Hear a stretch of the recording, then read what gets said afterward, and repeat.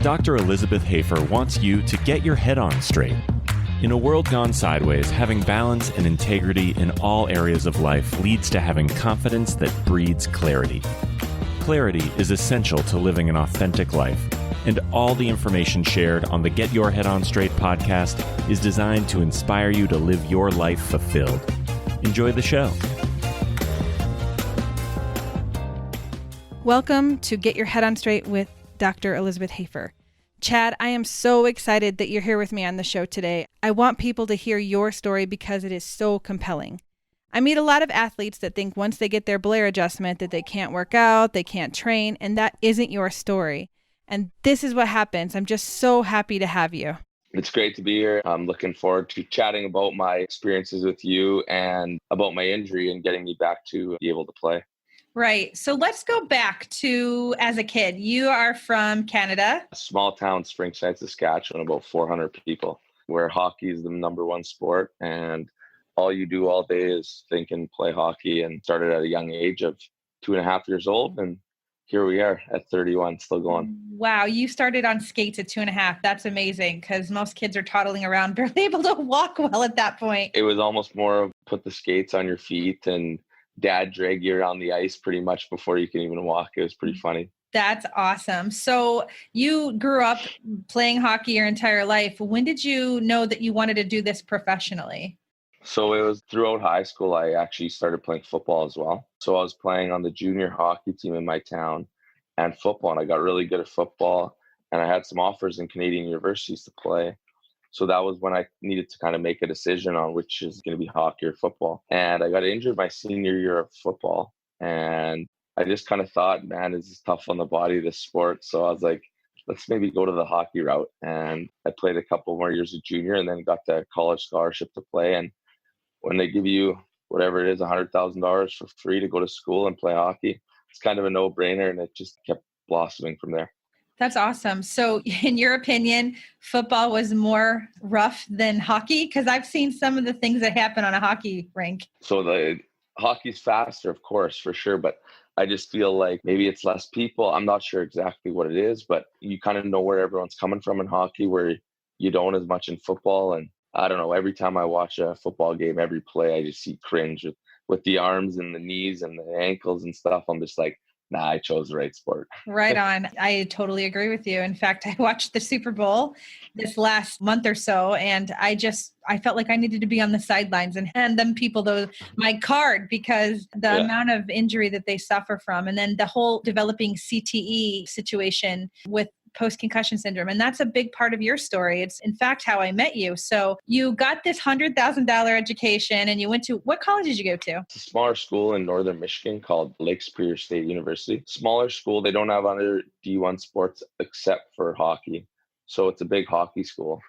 And we played in the CCHA at the time. It was with Michigan and Ohio State and Notre Dame. And so it was a good league and it was a good spot to play in. That's awesome. And then did you get kind of picked up by kind of like the next step, which would be leading into pro hockey here in the States? Yes. As my senior year ended, I got a call from a team in Boise, Idaho. And that was the ECHL, which is the East Coast Hockey League, which is basically a AA version. Then you got the AAA version is the AHL, and then the NHL is the top league. So it was a AA version. And I was like, I might as well give it a try and check it out, what this pro scene's all about, and finally get paid to play hockey. So started there and just created a career 8 years later and came over here. And now this is, I believe, year 9 of pro hockey. And where is in Germany, correct? Yeah, Germany now. This is my second year here now. And just decided to make the move over last year and enjoying my European hockey. That's amazing. And I met you not even a year ago because we have some mutual friends in common. And on the off season, you live in Las Vegas. Yeah, I have. I actually played one of my pro hockey years in Las Vegas. And that year I bought a little vacation spot there. So that's my spot I go back to in the summertime. And that's where we met through mutual friends. So it was pretty cool. Right. And it's interesting because I have a lot of patients that travel from Vegas over to Orange County, which is about a 4.5 hour drive because of the Blair work. And that particular weekend, I was going on a vacation, a little getaway with my husband, and my friends that usually drive to me wanted me to come check them out. So I said, yeah, no problem. And I ended up going over to Barb's house, and she's just like the sweetest woman. And she's like a mom to everybody. Like as soon as I met her a couple of years ago, she was like an instant mother to me. And so she was there, and Jerry was there, and he was saying, I've got this buddy, he's had this nasty concussion, do you think you can help him? And obviously without being able to do a full exam and take all the necessary x-rays that we take to get a proper correction, I was like, at least let me meet him and see what I have to say. And we met upstairs in Barb's massage room. Yeah. And it's funny how it works out. And right away, you just kind of felt a few spots and you're like, well, I can help you, sir. And I was like, God bless you, because I was going down a pretty ugly path. It worked out great for my career. Right on. So take me back to that time, because obviously I met you and you were in the midst of dealing with this nasty post-concussion syndrome. So what happened that led you to being in that massage room that day? Well, it was just another hockey game in the third period. I was coming down the middle ice, a little bit of head down, and I released the puck and took a really bad hit. I sent you along the video, and just I was laying on the ice and I knew where I was, and I was just like, something's not right. I see some stars flying around and something wasn't right. So I get up and I start skating off the ice and sit on the bench. And I was like, yeah, I don't think I feel normal. Usually, like, hockey players are known as pretty tough guys, so they try to fight through things. But this one was a bit, I didn't know quite where I was and this and that. So I was like, I better shut this one down. And so, yeah, I just left that game and just thinking, like, sometimes those happen and you get a good sleep, you wake up and you feel pretty good the next day and you're like, whatever, nothing's problem. But with this day and age of documented concussions and neck stuff, it's not just you're good to go. You got to kind of like back off and relax and see what's up. And it just never really, we did an MRI, we did some stuff and nothing was really found over here. And so it's kind of basically like, you should be good to go, but we don't know what's wrong. But I mean, I know in my own head what's wrong with me. There's something wrong. So it was kind of one of those, like, a little bit pressure to play, where I was like, I'm not ready to play. I can't play. So it leads you down a tough path. You have a lot of neck, which is, you could probably say more about it, but with the neck, it creates so much tightness in the shoulders and back and chest. And then it just shoots up to the head. And obviously probably was a little bit of head injury along with the neck. And overall, it leads you down a path of just like whatever you can do to make yourself feel a little better that day, which is not like a proud moment, but whether it was medicines or drinking or whatever to feel good, that's what was done. And it leads down a very tough path where you see these people opening up about mental health these days. And that's where luckily these people open up, because at the end of the day, you sit there and you're like still doing this stuff, but you're like, okay, people talk about it. Mm-hmm. So I was able to at least tell friends and talk about, be like, I'm not good right now. I don't feel right.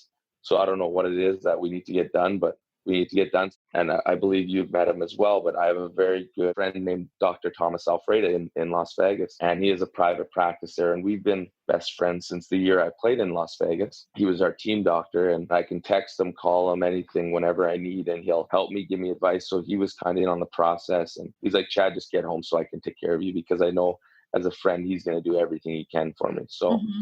I got home, I was able to see him. He did everything he could possible. And then that's right around the time I was meeting you. So I was basically going, I would have asked 100 people to help me, but it worked out that pretty much number one, my ask was pretty much my savior for my career and my body. So I met you, and right when you said, I can help you. And I said, okay, when's your next opening? I'm coming. So now we're here. Yeah, it's incredible. And it's like the right time, right moment, right time, right person. And I'm so thankful that your doc in Vegas was able to convince you to take the time off and go on disability, because the things that they were offering you weren't going to be the solution. And you knew that. Yep. And so when you drove over from Vegas to come to the office, I remember being confident, because I had kind of done a preliminary exam on you, and I knew what was going on, the upper part of your neck. And then you sent me the video of the incident, and I'm going to include that in this podcast for the people who want to check out the blog so they can see the hit that kind of could have ended your career. And it was going that direction. And then we were able to assess you from a functional standpoint. We did some concussion evaluation forms and we gave you an adjustment, a very specific Blair upper cervical adjustment. And literally it just transformed within weeks. You were like back to training, not having the gnarly headaches. You weren't having the depression. You didn't feel like you needed to like dull the pain with alcohol. And it was a remarkable transformation. And we didn't have a lot of time because your statement to me was, I need to get back to Germany to play. Yeah, in August was the time to get back. And I believe I seen you in probably what would have been May, April or May.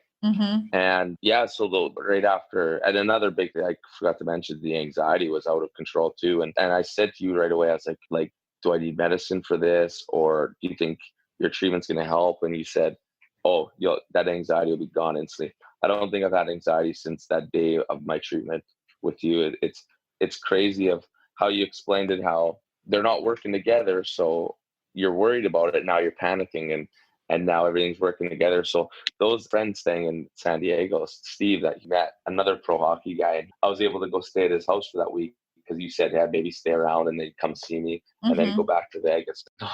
Those 4 days in San Diego, it was pretty funny. It was pretty much like everywhere someone walked, I had to move my whole body with my head because it wouldn't move. So those 3 days were pretty stiff, but I think starting that next Monday, I was full out on to like, I eased into it, but I was full on to training again. And it was just like a breath of fresh air, especially like you go out for a nice jog and the weather's good and you're actually feeling like a normal human again. And you're like, whoa, this is like a life changer. Like, and some people, and I see like with it in our sport and many other sports with the mental health and stuff, once you enter that bad path, you might not come back. And it was just a relief feeling good, waking up feeling, I mean, it still took a few months. Like when I seen you, there were still little issues I'd text you about, and then when I seen you for checkups, but for the large amount of problems that I had, it was just slowly eliminating them every day as I got better and better, which is world changing. Absolutely. So this time last year, you were literally wondering how you were going to survive, let alone play hockey. And now you are, I think, what did you tell me? You're ranked 15 in the league in Germany. Yeah, 14th right now. Yeah, excellent. So it's improved even in the last week. Yeah, so just having a really nice year, feeling good. Our team's a little slide right now, but overall for the season, we're doing quite well. Yeah, I couldn't ask for a better season in that aspect compared to what I was coming in with. That's amazing. Well, you know what? It's stuff like this that keeps me going. It's people like you who had an incident, a trauma, whether it's physical, mental, emotional, and they're going down this path, and I can intervene and apply the specific art and science of Blair Chiropractic and make the correction and then watch their lives go 180 degrees the opposite direction in a way of health. That's exactly why I get up every day, because this stuff really it jazzes me up. And now we get to talk about it. And so what is your advice to athletes that may be listening or people that have suffered from post-concussion? Yeah, so I'm a big guy into, maybe I say too many things once in a while, but I'm a guy that just, if I think it, I speak my mind. And I'm pretty open about what happened in my injury and getting the right help and this and that. So anyone that ever has issues, I always tell them my story. I explain what happened to me and how I don't think I was going to play again or never felt good for training again and stuff like that.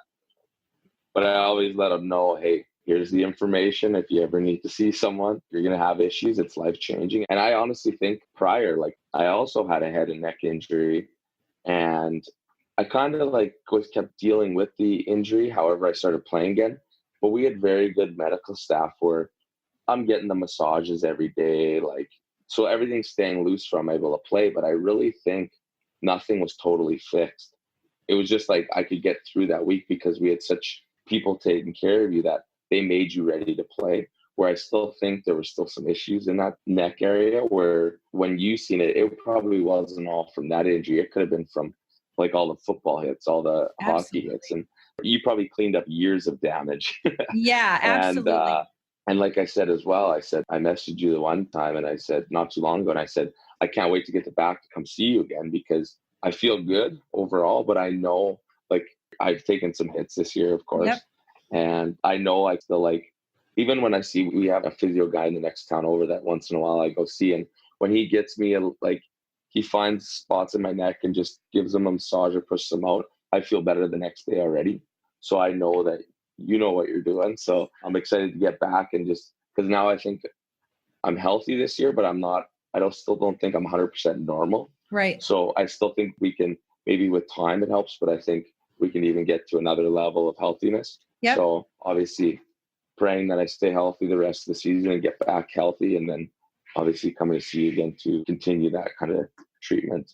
Yeah, I'm so glad you brought up the previous trauma, because it is one adjustment and then you hold it and then you heal. But it's not maybe the most immediate trauma that was the biggest thing. It's like all the trauma that led up to it that made that specific trauma be really bad. It's like the layers. And if you've had one concussion, you get a second one, you get a third one, it takes less force to make it have a bigger issue. So it's absolutely something that addresses previous trauma, and then getting adjusted keeps you stable so that you can encounter those forces and have the ability to kind of have a resistance to it. So yeah, there's nothing more that I want than to get you back to the States healthy and see if your head's still literally on straight, because so far we've been doing pretty good with that. Yeah, of course. Like I said, I always mention to people, if you're having any head, neck injury or pain or stuff, go see you. There's no reason not. I think people are nervous when it's dealing with those kind of injuries. But I was at a point that I would have asked, if there was 100 people saying they could help, I would have went and seen every single person until I got helped. I gotcha. Because I was at a point that I knew what path I was going down instantly